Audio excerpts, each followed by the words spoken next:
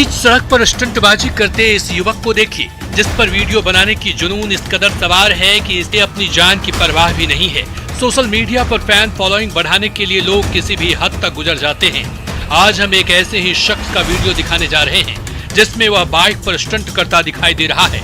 Bike पर stunt का यह वीडियो सोशल मीडिया पर तेजी से वायरल हो रहा है। दरअसल बाइक पर स्टंट करते इस शख्स का वीडियो दुर्ग पुलिस ने अपने ऑफिशियल ट्विटर हैंडल से शेयर किया है। पुलिस ने इस स्टंटबाजी के लिए युवक का 4200 रुपए का चालान काटा है। इतना ही नहीं, पुलिस ने इसके लिए युवक से कान पकड़ाकर उठक बैठक भी करवाया। ये पूरा मामला छत्तीसगढ़ के दुर्ग भिलाई का बताया जा रहा है, जिसमें एक युवक अपनी मॉडिफाइड बाइक पर स्टंट करता दिखाई दे रहा है। व्यस्त रोड पर अपनी जान की परवाह नहीं करते हुए स्टंट करने वाले इस शख्स का वीडियो सोशल मीडिया पर वायरल हो रहा था। न्यूज़ 18 आपसे अपील करता है कि यातायात के नियमों का पालन करें।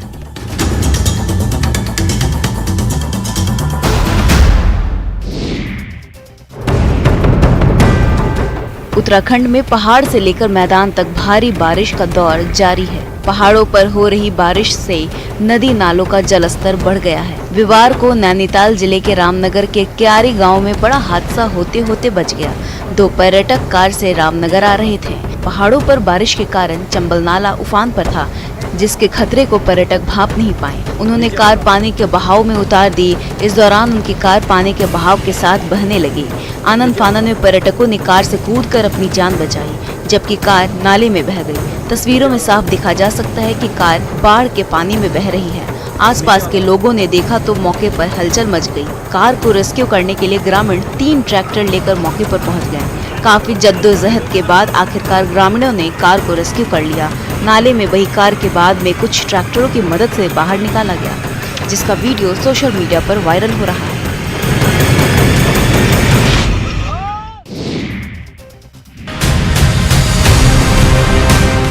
मध्य प्रदेश में लगातार हो रही बारिश से नदी नाले उफान पर हैं। वहीं शिवपुरी जिले की भी नदियों में बाढ़ आ गई है। जिले में प्रशासन ने उफनती नदियों के पास नहीं जाने की अपील की है, पर लोगों की लापरवाही की तस्वीरें लगातार सामने आ रही हैं। ऐसी ही एक तस्वीर बिजरोनी गांव से सामने आई है, जहां एक बुजुर्ग बच्चे को कंधे पर बैठाकर रपटा पुल पार करते नजर आ रहे हैं। बुजुर्ग बच्चे को शिक्षा दिलाने के लिए जान जोखिम में डाल रहे हैं। तेज बहाव में उतरना काफी खतरनाक साबित हो रहा है। बारिश के कारण स्कूल जाने वाले रास्ते पर पानी भर गया है, वहीं पुल के ऊपर से भी पानी बह रहा है।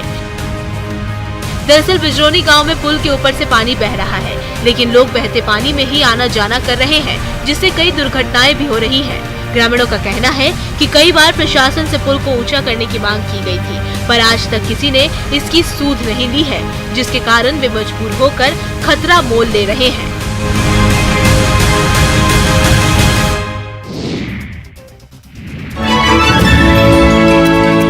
उपेंद्र कुशवाहा बने अभिमन्यु, कृष्ण की भूमिका में ललन सिंह। अरे चौंकिए नहीं, हम इस पोस्टर की बात कर रहे हैं जिसमें नेता महाभारत के कैरेक्टर के रूप में दिखाए गए हैं।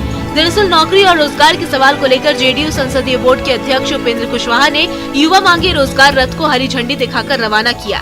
रवाना किए गए रथ में उपेंद्र कुशवाहा को अभिमन्यु की भूमिका में चक्रव्यूह को तोड़ते हुए दिखाया गया है, तो वहीं जनता दल यूनाइटेड के राष्ट्रीय अध्यक्ष ललन सिंह को भगवान श्री कृष्ण और मुख्यमंत्री नीतीश कुमार को अर्जुन की भूमिका में दिखाया गया है। इस अभियान के तहत ये रथ यात्रा समस्तीपुर जिले के सभी प्रखंडों से होकर गुजरेगी और बेरोजगार युवा प्रधानमंत्री को लिखे गए पत्र को संग्रह करेंगे। इस मौके पर जेडीयू संसदीय बोर्ड के अध्यक्ष उपेंद्र कुशवाहा ने कहा कि जिस तरह किसान आंदोलन में सफलता मिली और खुद प्रधानमंत्री ने आकर उसमें गलती सुधारने की बात कही और उसे वापस लिया, उसी तरह रोजगार के मुद्दे पर भी अगर सभी युवा जागेंगे तो सरकार को भी लगेगा कि हम इन जरूरतों को पूरा किए बिना नहीं रह सकते।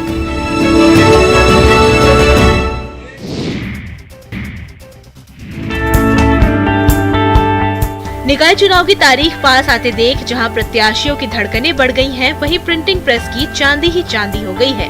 नवादा में निकाय चुनाव को लेकर सरगर्मी बढ़ गई है। चुनाव चिन्ह आवंटित होने के बाद उम्मीदवार जी तोड़ मेहनत कर रहे हैं। चुनाव प्रचार को लेकर बैनर और पोस्टर की मांग तेजी से बढ़ रही है, जिसको पूरा करने के लिए प्रिंटिंग प्रेस में दिन रात चुनाव सामग्रियों की छपाई हो रही है।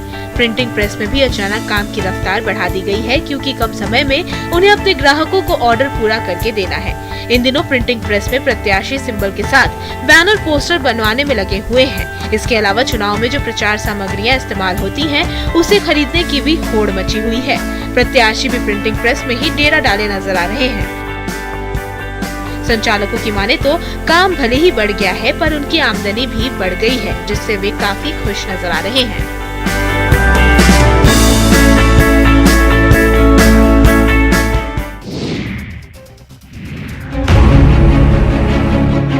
समस्तीपुर के रोसड़ा में गोलीबारी में घायल युवक की मौत हो गई है। मृतक का नाम नीरज पासवान था, जो विभूतिपुर थाना क्षेत्र के आलमपुर कोदरिया का रहने वाला था, जिसे 26 सितंबर की रात अपराधियों ने घर में घुसकर गोली मार दी।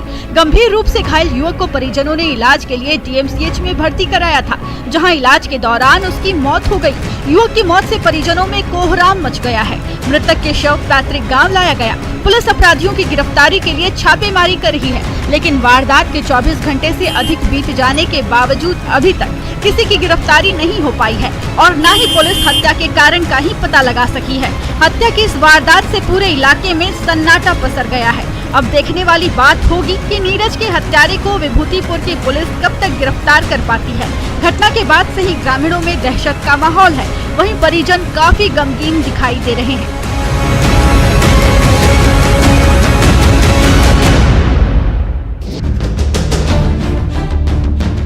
गुमला सदर अस्पताल में भी लापरवाही का एक बड़ा मामला सामने आया है। प्रसव के लिए आई एक महिला का उचित इलाज नहीं होने से बच्चे की मौत हो गई। परिजनों का आरोप है कि डॉक्टर ने समय रहते सही से इलाज नहीं किया, जिसके कारण बच्चे की जान चली गई। परिजनों ने अस्पताल में हंगामा कर डॉक्टर पर कार्रवाई की मांग की है। बताया जा रहा है कि लक्ष्मण नगर की रहने वाली पूनम देवी को डिलीवरी के लिए गुमला सदर अस्पताल लाया गया था। पीड़ित के पति ने यह भी बताया कि कई बार डॉक्टर से गुहार लगाई गई कि बच्चे को ऑपरेशन कर निकाला जाए, लेकिन डॉक्टर ने इनकी बात नहीं सुनी और बेड में जाकर सो गई। इस मामले में जब सिविल सर्जन से बात करने की कोशिश की गई तो सिविल सर्जन पल्ला झाड़ते नजर आए और कुछ भी बोलने से इनकार कर दिया। गुमला सदर अस्पताल मॉडल अस्पताल के रूप में जाना जाता है, लेकिन इस तरह की घटनाओं को देखकर लोगों में अब दहशत का माहौल है।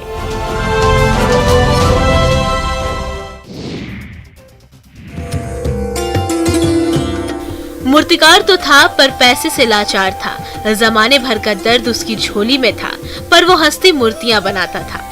किसी कवि की ये लाइनें कोरोना काल में बिल्कुल सच नजर आई। पिछले 2 साल से कोरोना की मार ने देश की अर्थव्यवस्था तक हिलाकर रख दी थी, लेकिन इस बार कोरोना के प्रकोप में कमी के बाद दुर्गा पूजा धूमधाम से मनाने की इजाजत लोगों को मिली, तब मूर्तिकारों को भी एक बार फिर रोजगार मिलना शुरू हो गया है। 2 साल बाद इस बार बड़े ही धूमधाम से दुर्गा पूजा मनाई जा रही है। मूर्तिकारों को भी इस बार रोजगार मिला है। कोरोना में 2 साल बेरोजगारी की मार झेलने के बाद मूर्तिकारों की जिंदगी पटरी पर लौटी है। बेगूसराय के मंसूरचक में बड़ी तादाद में मूर्तिकार रहते हैं, जो बिहार भर में घूम घूम कर मूर्ति का निर्माण करते हैं। 2 साल बाद दुर्गा पूजा में रोजगार मिलने के बाद इन लोगों में खुशी की लहर है। मूर्तिकार के चेहरों पर मुस्कुराहट आ गई है। देवी के आगमन से उन्हें रोजगार जो मिलने लगा है।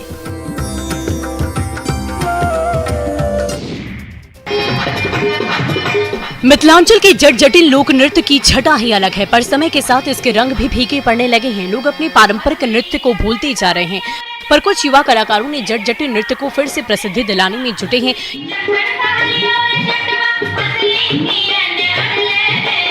ये तस्वीरें मधुबनी की है। मंच पर युवा कलाकारों की ये टोली दुर्गा पूजा के दौरान अलग अलग मंचों पर मिथिला के प्रसिद्ध लोक नृत्य जट जटिन की धमाकेदार प्रस्तुति देने की तैयारी में जुटे हैं। इन कलाकारों का ये प्रयास है कि मिथिला के इस प्रसिद्ध नृत्य शैली को अधिक से अधिक मंचों पर जगह मिले, ताकि नई पीढ़ी को अपनी विरासत से जोड़ सके। कलाकारों का कहना है कि करीब 2 दशक पहले मिथिला के गाँव-गाँव में जट जटिन नृत्य की धूम हुआ करती थी। ग्रामीण परिवेश में पति पत्नी के बीच भी मीठी नोकझोंक को नृत्य और गीत के जरिए प्रस्तुत करने की ये शैली लोगों को काफी पसंद आती थी, लेकिन बीते कुछ सालों में मिथिला की ये प्रसिद्ध लोक कला विलुप्त होने लगी है। हालांकि कुछ युवा कलाकारों ने इस नृत्य शैली को नई पीढ़ी तक पहुंचाने की मुहिम शुरू की है।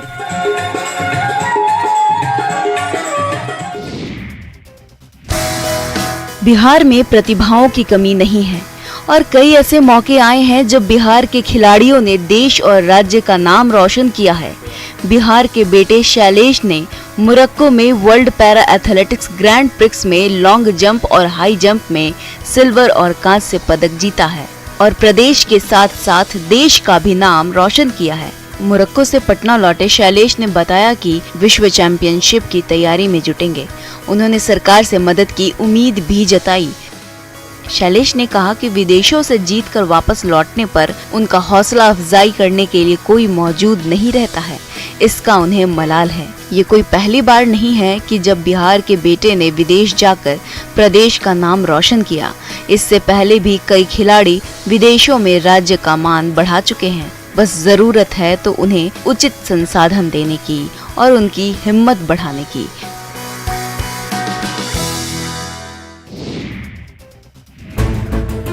औरंगाबाद एसपी के टेबल पर बिछे इन कारतूसों और हथियारों को देखकर अंदाजा लगा सकते हैं नक्सलियों के इरादे कितने खूनी थे। वो किस हद तक तबाही की प्लानिंग किए बैठे थे। लेकिन समय रहते जाबाज सुरक्षा बलों ने नक्सलियों के मांद में घुसकर उनकी साजिश को फुस कर दिया। लडुइया और आसपास के जंगलों में तलाशी अभियान में पुलिस ने भारी मात्रा में हथियार, कारतूस और विस्फोटकों का जखीरा बरामद किया, जिसे नक्सलियों ने पहाड़ों की गुफाओं में छिपा कर रखा था। सुरक्षा बलों को निशाना बनाने की साजिश का पता लगने के बाद एसएसबी, सीआरपीएफ, कोबरा और जिला पुलिस की संयुक्त टीम ने मेगा सर्च ऑपरेशन चलाया, जिसमें बंकरों में छिपा कर रखे गए एसएलआर राइफल के 1081 कारतूस, ईसांस और एसएलआर की 39 मैगजीन के साथ ही 1000 इलेक्ट्रॉनिक डेटोनेटर और भारी मात्रा में विस्फोटक बरामद किया गया। जाहिर है, इतनी बड़ी मात्रा में हथियार और विस्फोटकों के बरामद होने से नक्सलियों को बड़ा झटका लगा है। बिहार में पूर्ण शराबबंदी है। पूरा सिस्टम बिहार में शराब निर्माण और बिक्री रोकने में लगा है।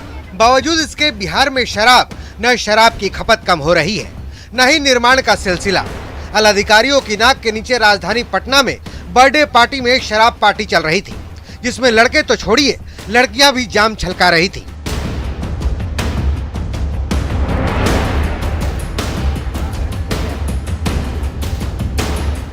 जिसकी सूचना पर शास्त्री नगर थाने पुलिस ने एक मकान में छापेमारी की, जिसमें 2 लड़कियों को शराब पीते गिरफ्तार कर लिया गया। लड़कियों के साथ एक युवक को भी गिरफ्तार किया गया है, जिसने चलते चलते पूछताछ में बताया कि पार्टी में शराब की व्यवस्था इन्हीं लड़कियों ने की थी, जो बेहद हैरान करने वाली है। अब सोचिए, जिस राज्य में पूर्ण शराबबंदी है, वहाँ इन लड़कियों तक जब शराब इतनी आसानी से पहुँच जा रही है, तो फिर राज्य में कैसी शराबबंदी चल रही है और पुलिस उत्पाद विभाग के अधिकारी कितनी गंभीरता से शराबबंदी को सफल बनाने में लगे हैं।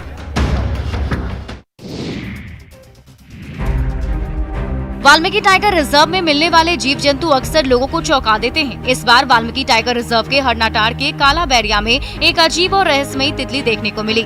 ये तितली गांव के एक बल्ब के पास आकर बैठ गई थी। पहले तो लोगों को लगा कि एक सांप है, लेकिन जब पास से देखने लगे तो इसका रंग रूप और आकार बिल्कुल अलग दिखा, जिसके बाद ग्रामीणों में दहशत मच गई। कोई इसे वन देवी का अवतार मानने लगा तो कोई शैतान का स्वरूप। वहीं विशेषज्ञों ने बताया कि ये दुर्लभ प्रजाति की मादा कीट है, जिसका आकार काफी बड़ा होता है, जो बहुत ही दुर्लभ है। इस कीट को एटलस मौत कहा जाता है। इससे पहले ये कीट झारखंड के पलामू में मिला था।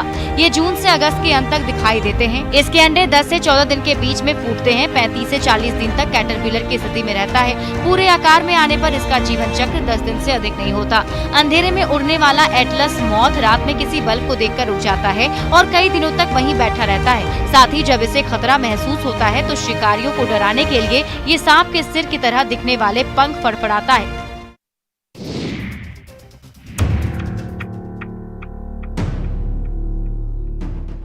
दानापुर में भीटा के अमनाबाद के किसानों की जमीन पर बालू माफिया कब्जा कर अवैध बालू खनन कर रहे हैं, जिससे किसानों को भारी नुकसान उठाना पड़ रहा है। एक तरफ जहां किसान को फसल उगाने का मलाल है, वहीं दूसरी तरफ उनके खेत भी बर्बाद हो रहे हैं। हथियार के बल पर बालू माफिया अवैध बालू का उत्खनन कर रहे हैं और उनके खेतों को लगातार काटे जा रहे हैं। पुलिस और खनन विभाग भी सिर्फ खानापूर्ति करती जा रही है। बात आंकड़ों की करे तो खनन विभाग सिर्फ बालू लदे ट्रैक्टर और हाईवा जब्त की जाती है, पर असली गुनहगार हमेशा बच जाता है।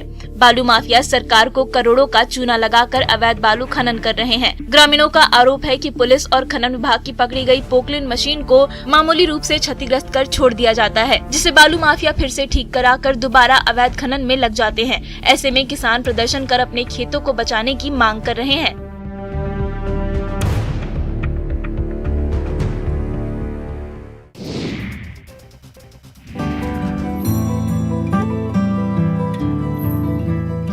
कोडरमा से मानवता की मिसाल सामने आई है, जहां 72 साल पुरानी गौशाला में समाज सेवी खालिद खलील ने पहुंचकर हिंदू मुस्लिम एकता की मिसाल पेश की है। गंगा यमुनी सभ्यता के रिश्ते को मजबूत बनाने की तस्वीर कोडरमा गौशाला की है। दरअसल कोडरमा गौशाला गौ सेवा को जन जन तक पहुंचाने के लिए कई तरह के कार्यक्रम चला रही है। गौशाला में रह रही दुधारू गायों को शहर के कई घरों तक पहुंचाया जाता है, जिससे गौशाला को आमदनी भी होती है। लेकिन ये आमदनी इतने बड़े गौशाला को संचालित करने के लिए काफी नहीं है, इसलिए गौशाला समिति कई तरह के कार्यक्रम चला रही है। इनमें पहली रोटी गाय को गौ सेवा, गौ आहार प्रमुख है। खालिद खलील ने कोडरमा गौशाला में पल रही गायों और बछड़ों को एक दिन के आहार के लिए गौशाला को 11,000 रुपए की धनराशि भी दी। सामाजिक कार्यकर्ता और मुस्लिम समाज से आने वाले खालिद खलील ने गाय को धर्म से न जोड़कर इंसानियत से जोड़कर सभी धर्मों से गौरक्षा की अपील की है।